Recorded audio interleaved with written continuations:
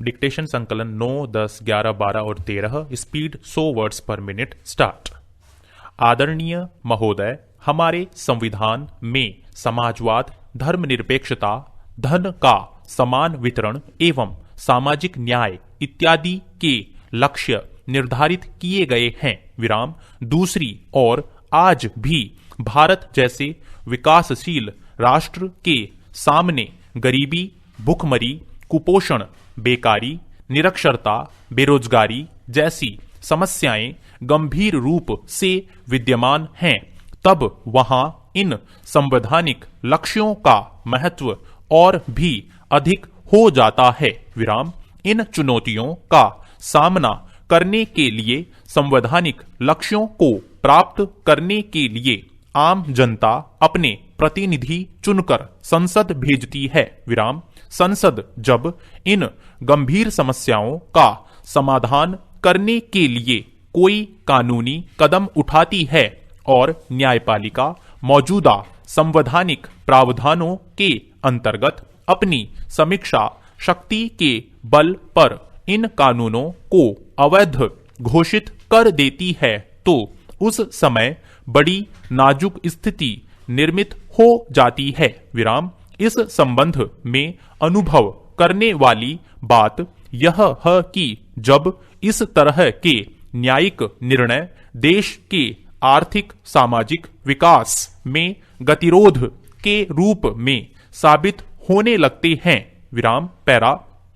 हमारे देश की लोकतांत्रिक शासन व्यवस्था में जन निर्वाचित निकाय, संसद एवं विधानमंडल जन इच्छाओं को प्रतिबिंबित करते रहे हैं एवं जनमत तथा जनादेश के प्रति वचनबद्ध भी होते हैं। विराम। यहाँ प्रश्न उठता है कि जब जनाकांक्षाओं को प्रतिबिंबित करने वाली संसद द्वारा इन्हीं जनाकांक्षाओं की पूर्ति हेतु बनाए गए कानूनों को न्यायपालिका अवैध करार दे देती है, तब क्या न्यायपालिका की इस पुनरावलोकन शक्ति से जन इच्छाओं का अनादर नहीं होता है? प्रश्नवाचक। क्या ऐसा करने का उसे अधिकार है? प्रश्नवाचक। क्या न्यायपालिका की शक्ति जनशक्ति से ऊपर है? हमारी मौजूदा प्रजातांत्रिक व्यवस्था में जनता सर्वोच्च है अथवा न्यायपालिका? प्रश्नवाचक। जब सारी शक्ति का विश्वास था कि भारतीय राजनीतिक व्यवस्था में संसद जो कि जन निर्वाचित निकाय है उसकी भूमिका प्रथम होनी चाहिए और न्यायपालिका की भूमिका गौण। विराम। राजनीतिक व्यवस्था और न्यायपालिका की व्यवस्था में संवैधानिक व्यवस्था करना संभव नहीं हो पाता है। विराम। इस बात पर हमको विचार करना चाहिए। विराम। पैरा। सभा अध्यक्ष जी, अब मैं छठवां प्रश्न जो शिक्षा विभाग के बारे में करना चाहता हूं, विराम, आपका ध्यान आकर्षित करते हुए निवेदन करता हूं कि पहाड़ी इलाकों में पढ़ाई की स्थिति यह है कि पाठशाला में बच्चों को छोटे छोटे कमरों में दरी पर बैठना पड़ता है। विराम। अनुभव यह है कि जहां पाठशाला है वहां अध्यापक नहीं है। विराम। जहां अध्यापक हैं वहां चौक नहीं है। विराम। जहां चौक है वहां डस्टर नहीं है। विराम। जहां चौक और डस्टर हैं वहां अध्यापक नहीं है। विराम। मैं चाहता हूं कि पाठशालाओं में अध्यापक, चौक, डस्टर, दरी की व्यवस्था की जाए। विराम। पैरा। सभा अध्यक्ष महोदय, मेरे क्षेत्र में प्राथमिक शिक्षा विद्यालय सन 1967 से संचालित है। विराम। मैं कहना चाहता हूं कि बच्चे प्राथमिक शिक्षा पास कर लेते हैं तो गांव में माध्यमिक शिक्षा विद्यालय नहीं है। विराम। उन्हें माध्यमिक स्तर की शिक्षा प्राप्त करने के लिए कम से कम 5 कोस की दूरी तय करनी पड़ती है। विराम। जब माध्यमिक शिक्षा पास कर लेते हैं तो गांव में उच्चतर माध्यमिक विद्यालय नहीं है विराम, उन्हें उच्चतर माध्यमिक स्तर की शिक्षा ग्रहण करने के लिए 10 मील की दूरी तय करनी पड़ती है विराम। पैरा, मैं विश्वास दिलाता हूं कि यहाँ की आबादी करीब करीब 6000 है विराम।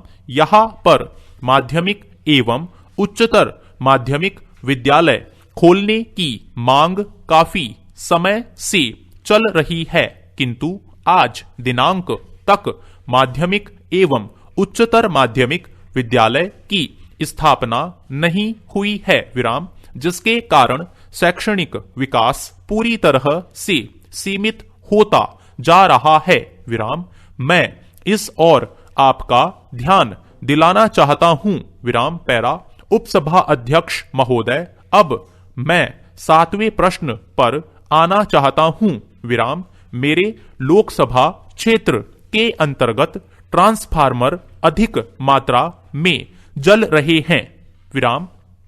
जले हुए ट्रांसफार्मर की समय सीमा में मरम्मत न होने से किसानों की सिंचाई समय पर न होने से फसल खराब हो रही है विराम। जनप्रतिनिधियों द्वारा अतिरिक्त ट्रांसफार्मर की मांग समय समय पर की जाती रही है, लेकिन क्षेत्र में स्थापित ट्रांसफार्मरों के उन्नयन के प्रस्ताव पर कार्यवाही नहीं हुई विराम।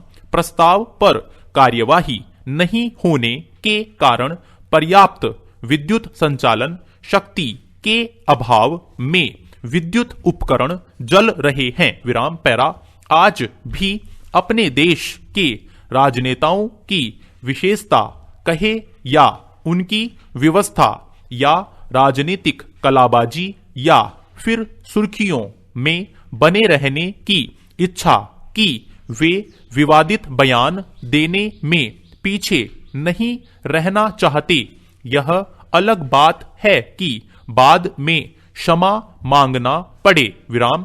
लोकसभा में बहुमत होने के बावजूद सरकार को कई मुद्दों पर पीछे हटना पड़ता है। इस बात से साफ प्रतीत होता है कि किसी भी अच्छे लोकतंत्र में विपक्ष का होना कितना जरूरी है विराम। लेकिन कई बार यही विपक्ष अपने विरोध के अधिकार का गलत फायदा उठाने का प्रयास करने लगता है और सिर्फ विरोध के लिए विरोध करने लगता है विराम। पार्टी का वैचारिक पक्ष यहां आकर थोड़ा कमजोर नजर आने लगता है विराम। सांप्रदायिकता के बारे में प्रधानमंत्री जी ने खुद कहा है कि हम किसी तरह की सांप्रदायिक घटना सहन नहीं करेंगे विराम। इस मामले में विपक्षी दल हर मुद्दे पर सरकार के ऊपर भारी पड़ रहा है विराम। पैरा, आजकल भ्रष्टाचार पर बड़ा हो हल्ला मचा हुआ है विराम।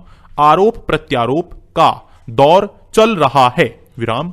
एक पार्टी दूसरी पार्टी पर आरोप लगा रही है विराम।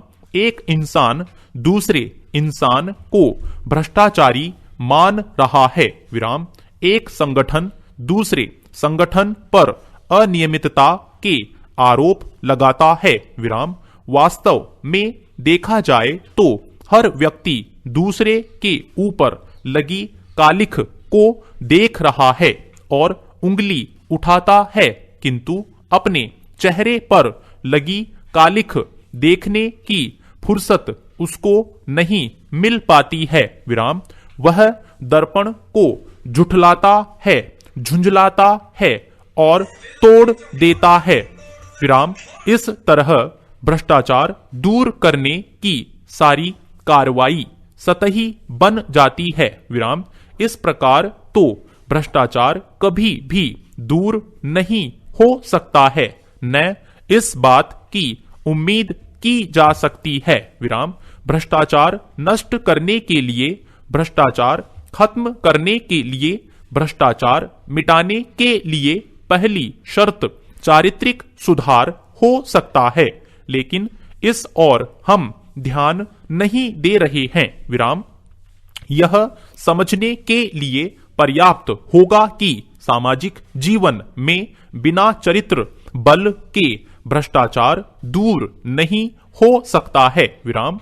यह सत्य है कि आवश्यकता से अधिक वस्तुओं का अपने और अपने परिवार के लिए संग्रहण करना भ्रष्टाचार ही होता है। स्टॉप। विराम।